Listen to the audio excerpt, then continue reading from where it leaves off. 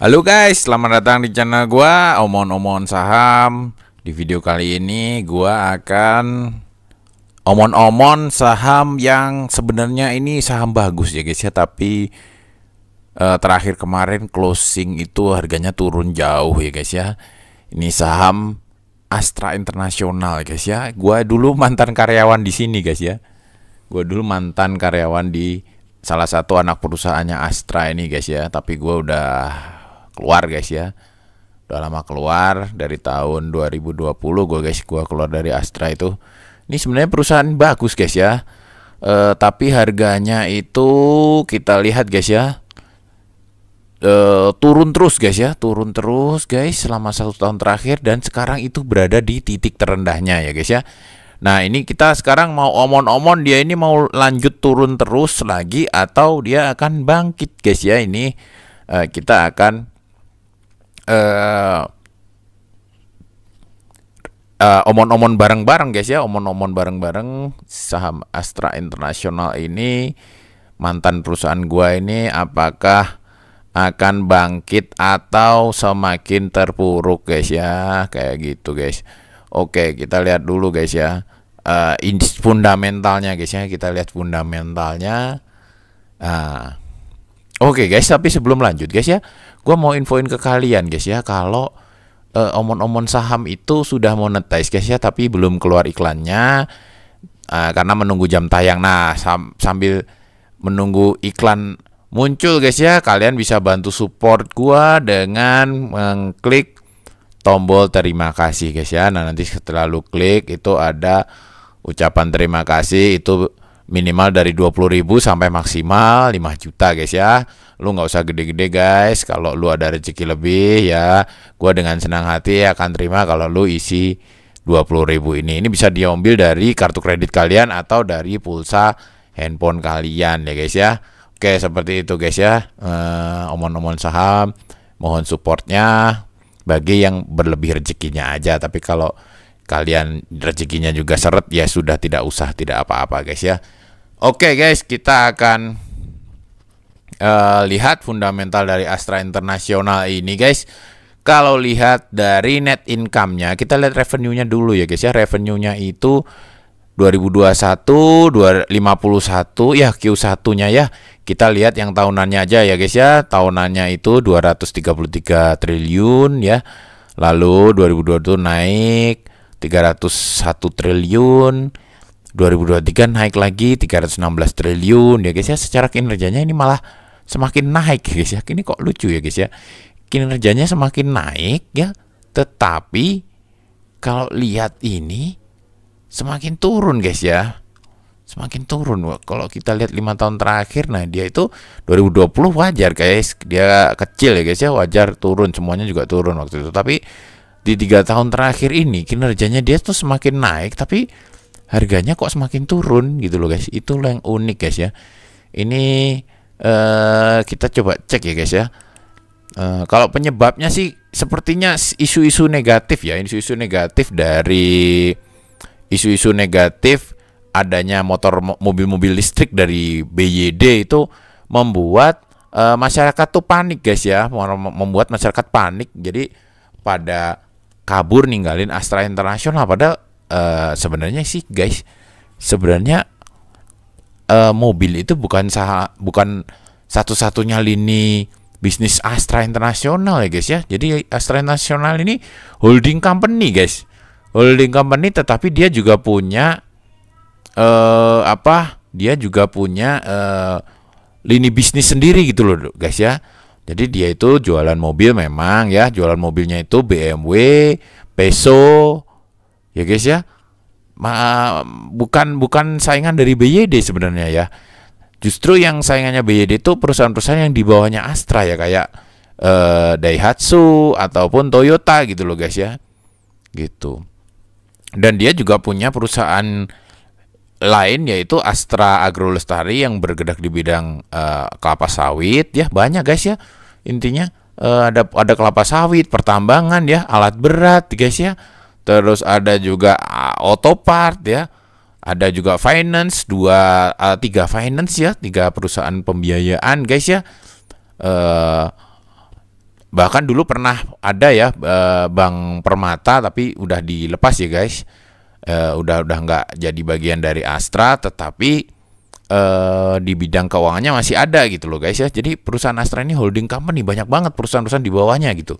Jadi kayaknya pun dan gua tau lah gimana manajemen Astra guys ya, karena gua mantan karyawan di sana. Kayaknya nggak mungkin juga guys ya, nggak mungkin Astra itu hanya karena datangnya BYD terus tiba-tiba akan bangkrut gitu. Kayaknya sih agak nggak mungkin gitu loh guys ya. Jadi kinerjanya juga terus membaik guys ya. Kalau menurut gua guys ya, ini adalah menurut gua adalah kesempatan guys ya, kesempatan kita untuk masuk. Kalau memang orang-orang nggak panik gini, ya justru malah nggak akan mungkin kita bisa dapat Astra di harga 4.900 guys ya. Jadi kita doakan saja ya besok itu harganya semakin turun lagi ya guys ya, karena untuk harga semakin turun akan semakin baik ya guys ya. Ingat teorinya Warren Buffett ya, di saat orang-orang takut itu kita waktunya masuk guys. Tapi di saat orang-orang masuk, kita jangan ikut masuk gitu loh guys ya. Jadi kita jangan ikut-ikutan, tetapi kita harus punya pemikiran yang sebaliknya gitu loh guys. Karena memang di pasar saham itu kondisinya sering seperti itu. Di saat orang-orang panik, sebenarnya itu adalah kesempatan kita justru mendapatkan barang bagus di harga murah gitu loh guys ya. Ini guys pendapatannya ya, kita kembali ke pendapatan 200, 300 ya guys ya. Terus net income atau profit bersihnya itu juga naik loh, 20 triliun, 2022 itu 28 triliun, 2023 itu 33 triliun ya guys ya. Lalu earning per share-nya pun juga naik ya guys, 49 ya, 700 terus 835. Nah, dividennya itu tahun lalu itu 650 ya guys ya. Nah, tahun ini itu sudah bagi interim 98 ya guys ya. Kalau tahun lalu aja udah 650 ya, tahun ini kira-kira proyeknya berapa? Nah, ini dia tuh akhir bulan ini tuh sudah RUPS guys. Ini sudah RUPS. Nah, ini yang unik tuh di sini guys ya. Dia harganya semakin kecil padahal dia mau RUPS, dan proyeksi dividennya itu seperti ini guys ya. Proyeksi dividennya kalau versi dari news itu informasinya ya, Head of Investor Relation Tirta Ardianti mengatakan Persero mengusulkan dividen final sebesar 421 per saham ya guys ya, dengan interimnya 98 ya, udah bayar tadi ya pada Oktober kemarin ya. Total dividen yang diusulkan untuk tahun buku 2023 menjadi 519 per lembar saham ya. Jadi guys, sebenarnya udah ancang-ancang mengajukannya 421 guys. Nah, kalau kita lihat dari historis ya guys ya, itu tuh kemungkinan pasti akan di ACC 421 ini oleh manajemennya. Kenapa? Karena ini guys ya, karena kalau melihat historis dividend payout ratio-nya itu sepanjang 3 tahun terakhir itu rata-rata di 68, sementara earning per share atau laba per lembar itu 836 gitu loh. Proyeksi gua payout rasionya kalau 68% ya guys ya, itu berarti dia akan dapat itu segini guys. Nah, 500, tetapi karena sudah bagi 98, berarti prediksinya itu kita dapat itu di 476 ya guys ya. 476 itu prediksi dari hitung-hitungan jika dia berdasarkan average payout rasionya di 3 tahun terakhir gitu guys. Tapi di news, di berita itu sudah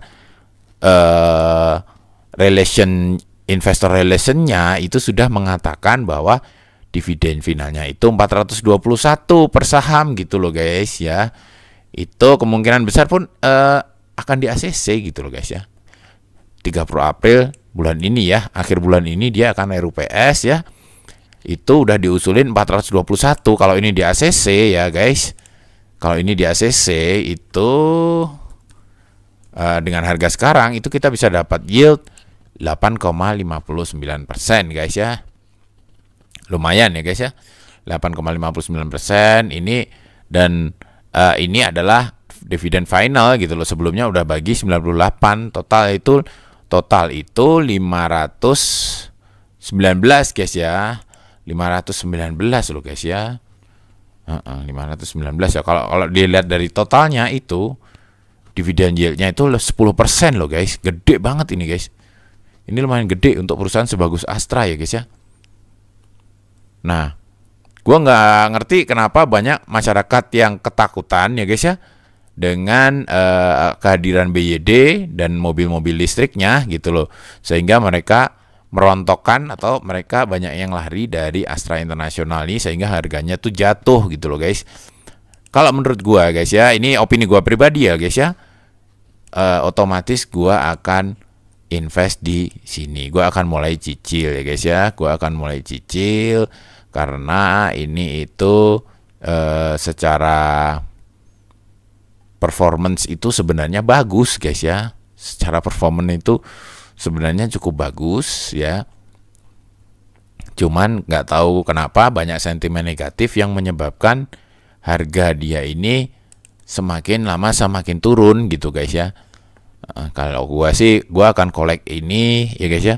Gua akan mengakumulasi ya guys ya. Tapi gua untuk saham-saham tertentu yang kayak gini ya guys ya, Astra International gini yang menurut gua itu secara fundamental itu dan secara bisnis itu bagus dalam jangka panjang, maka gua nggak swingin guys. Gua nggak swing, artinya gua tidak swing trade di saham ini, tetapi gua akan koleksi aja guys ya. Gua kumpulin untuk gua nikmatin dividennya ataupun harganya di masa mendatang ya guys ya, sesuai dengan yang gua pernah share di video sebelumnya ya guys ya. Jadi portofolio gua itu campuran guys. Jadi ada yang trading swing trade, ada yang investing dalam jangka panjang gitu loh guys ya, dengan metode dividend reinvestment plan gitu guys ya. Kenapa gue seperti itu? Karena gue swing itu untuk gue nikmatin dalam masa sekarang, reinvestment plan akan gue nikmatin nanti sesudah gue nggak mampu bekerja lagi, kayak gitu loh guys ya. Gitu. Oke, mungkin seperti itu dulu guys ya omong-omong kali ini guys. Intinya Astra International ini kinerjanya bagus banget di tahun 2023 ya, semakin naik ya. Secara profit juga earning per share juga naik ya dalam 3 tahun terakhir, tetapi harga terus turun. Menurut gua ini adalah momen yang bagus untuk kita untuk mengumpulkan saham di Astra International ini. Tapi ini adalah opini pribadi dan gua ini untuk edukasi, bukan berarti gua nyuruh lu untuk hajar kanan Astra International besok gitu guys ya. Tetapi ini adalah sekedar untuk informasi dan edukasi. Oke, mungkin seperti itu dulu guys ya omong-omong kali ini. Terima kasih sudah menonton video ini. Sampai jumpa lagi di omong-omong selanjutnya. Wassalam.